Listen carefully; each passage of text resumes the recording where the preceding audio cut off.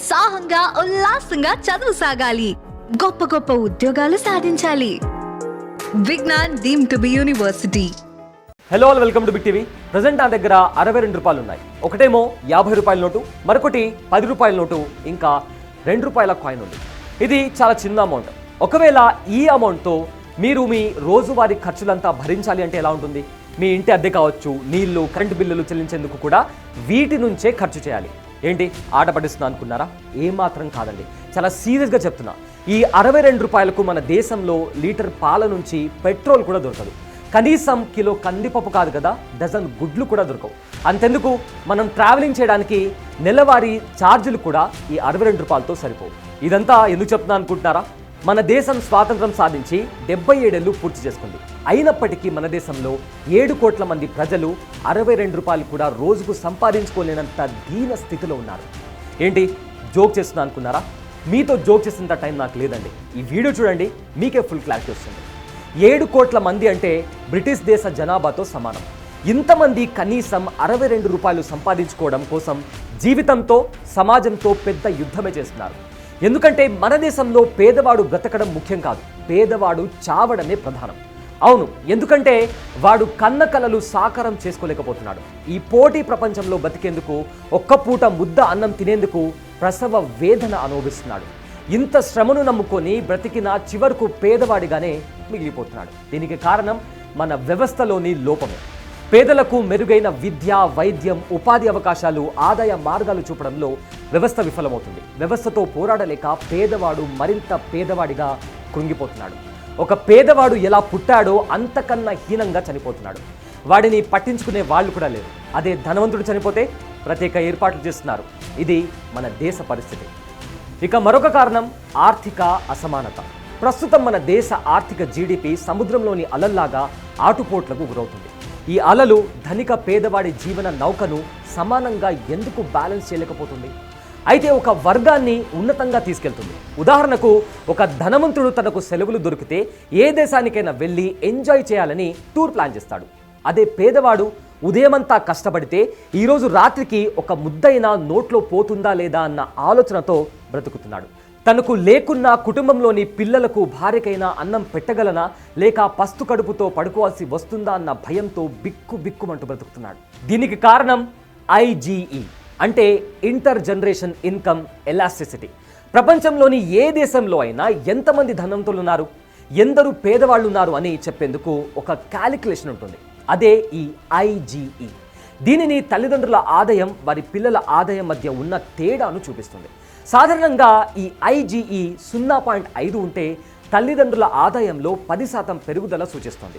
అది పిల్లల ఆదాయంలో 5% పెరుగుదలకు కారణమవుతుంది. ప్రస్తుతం మన దేశంలో IGE 0.56% ఉన్నట్లు కొన్ని గణాంకాలు చెబుతున్నాయి. కానీ పేదవాడు మరింత పేదవాడిగా మిగిలిపోతున్నాడు. ధనవంతుడి కుమారుడు అపర కుబేరుడిగా మారిపోతున్నాడు. దీనికి ఒక చిన్న ఉదాహరణ గుర్తుపెట్టుకోవాలి. మన తల్లిదండ్రులు పేదవారిగా ఉండి సంపాదన ఉన్నప్పటికీ వాళ్ళ పిల్లలు పేదవారిగానే మిగిలిపోతారు. అదే దిగువ మధ్యతరగతిలో తల్లిదండ్రులు సంపాదిస్తుంటే వారి పిల్లలు దిగువ మధ్యతరగతి వారిగా మిగిలిపోతారు. అయితే కొన్ని సందర్భాల్లో మధ్యతరగతి వారిగా మారే అవకాశం ఉంది.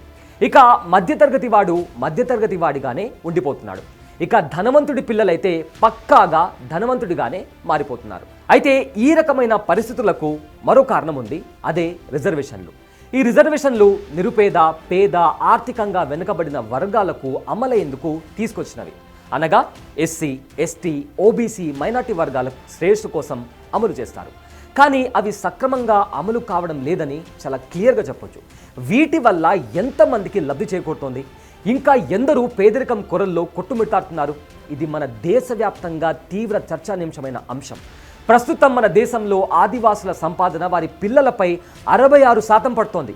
SC, STల సంపాదన 51% వారి పిల్లలపైన పడుతుంది. అదే OBC వర్గానికి చెందిన వాళ్ళల్లో అయితే 53% వారి పిల్లలపైన తీవ్ర ప్రభావం చూపుతుంది. ఇక జనరల్ కేటగిరీ వారి విషయానికి వస్తే 62% సంపాదన వారి పిల్లలపైన చూపుతోంది. ఇలా ప్రభావం చూపుతున్న నేపథ్యంలో పిల్లల ఆదాయం కూడా క్రమంగా తగ్గిపోయి తల్లిదండ్రుల పోషణ కూడా పిల్లలపైన పడే అవకాశం ఉంది. తద్వారా పిల్లల సంపాదన పెద్దవాళ్ల కోసం కరిగిపోతూ వస్తుంది. దీంతో పిల్లలు ధనవంతులు కాలేకపోతున్నారు. ఇక రాజకీయ పార్టీల పథకాలు కీలక ప్రభావం చూపుతున్నాయి. దేశంలో ఎన్నికలు వచ్చాయంటే చాలు అన్ని రాజకీయ పార్టీలు రకరకాల హామీలతో ఓటర్లను ఆకర్షిస్తున్నారు. ఉచితాల పేరుతో హామీలు ఇచ్చి అధికారంలోకి వస్తున్నారు. ఉచిత గ్యాస్, ఉచిత కరెంటు, ఉచిత మంచినీరు, ఉచిత బస్సు, ఇలా అన్ని ఫ్రీ ఇలా అనేక పథకాలు చెప్పి అధికారంలోకి వస్తున్నారు. అయితే వాటన్నిటికంటే ముందు ఉచితంగా మెరుగైన విద్య, వైద్యం అందిస్తే పేదవాడికి చాలా ప్రయోజనం కలుగుతుంది. అలాగే నిరుద్యోగులకు ఉపాధి, ఉద్యోగ అవకాశాలు కల్పిస్తే కుటుంబ పోషణ భారం కాకుండా ఆదాయ మార్గం కల్పించినట్లవుతుంది. అయితే ఈ సమాజంలో 60% మంది చదువుకున్న వారు ఉచితాలను వ్యతిరేకిస్తున్నారు. మంచి విద్య, వైద్యాన్ని ఇస్తే చాలని భావిస్తున్నారు. ఇలా అధికారంలోకి వచ్చిన వారు ఉచితంగా మంచి విద్య, వైద్యం, మౌలిక సదుపాయాలు, ఉపాధి, ఉద్యోగాలు కల్పిస్తే ఖచ్చితంగా ఒక చరిత్రను సృష్టించిన వాళ్ళవుతారు. పేదవాడి 62 రూపాయల సంపాదన వాడి రోజువారి ఇంటి అవసరాలకు సరిపోతుంది. విద్య, వైద్యంపై పెట్టుబడి పెట్టాల్సిన అవసరం ఉండదు. దీంతో గొప్ప మార్పుకు శ్రీకారం చుట్టినట్లవుతుంది. ఇక సొంతిల్లు నిర్మించుకోవాలంటే పేదవాడికి అస్సలు వీలు కాని పరిస్థితి తలెత్తింది. సామాన్యుడు అప్పు చేసి అయినా సొంతింటి కలను నెరవేర్చుకోవాలనుకుంటాడు. అయితే ధనవంతుడు తన సొంత డబ్బులతో ఇల్లు నిర్మించుకోవాలంటే ఏ నగరాల్లో ఎన్నేళ్లు పడుతుందో ఒకసారి తెలుసుకుందాం. ముంబైలో సొంత డబ్బులు వెచ్చించి ఇల్లు కట్టుకోవాలంటే సుమారు 109 ఏళ్లు పడుతుంది. అదే గుర్గావ్లో అయితే 46 ఏళ్ళు, కోల్కతాలో 39 ఏళ్ళు, చెన్నైలో 36 ఏళ్ళు, బెంగళూరులో 63 ఏళ్ళు పడుతుంది. ఇక ఢిల్లీలో 35 ఏళ్ళు పడుతుంది.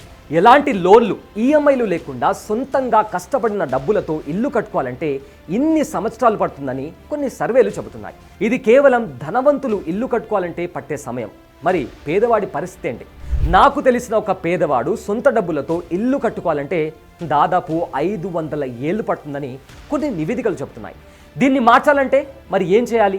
కేవలం ఒక్క ప్రాంతంలో మాత్రమే అభివృద్ధి కేంద్రీకరించకుండా అన్ని ప్రాంతాలకు అభివృద్ధిని విస్తరింపజేయాలి. అప్పుడు ఆయా ప్రాంతాల్లో భూములకు ధరలు పలుకుతాయి. మధ్యతరగతి పేదవాడికి భూమి ఉంటే సంపన్నుడిగా మారే అవకాశం ఉంది. 100 మందిలో కనీసం సగం మందైనా పేదరికం నుంచి బయటపడేందుకు వీలుంటుంది. ఇలా మనం పేదవాడిని అందులో నుంచి బయటపడేయడం కోసం, అవసరాలు తీర్చడం కోసం, ఆర్థికంగా ఎదిగేందుకు అవసరమైన ప్రణాళికలు సిద్ధం చేయాలి. ధనవంతుడిగా మార్చేందుకు ప్రోత్సాహాన్ని అందించాలి. ఇలా చేయడం వల్ల భవిష్యత్తు తరాలు పేదవాడిగా మిగిలిపోకుండా ఉండేందుకు తొలి అడుగు వేసినట్లవుతుంది. అయితే ఈ అంశంపైన మీ ఒపీనియన్ ఏంటో తప్పకుండా కామెంట్ చేయండి. అండ్ ఇలాంటి ఇంట్రెస్టింగ్ అప్డేట్స్ కోసం బిగ్ టీవీని సబ్స్క్రైబ్ చేసుకోవడం మర్చిపోకండి. This is Abule Syed. Thanks for watching. For more videos like this, subscribe Big TV channel.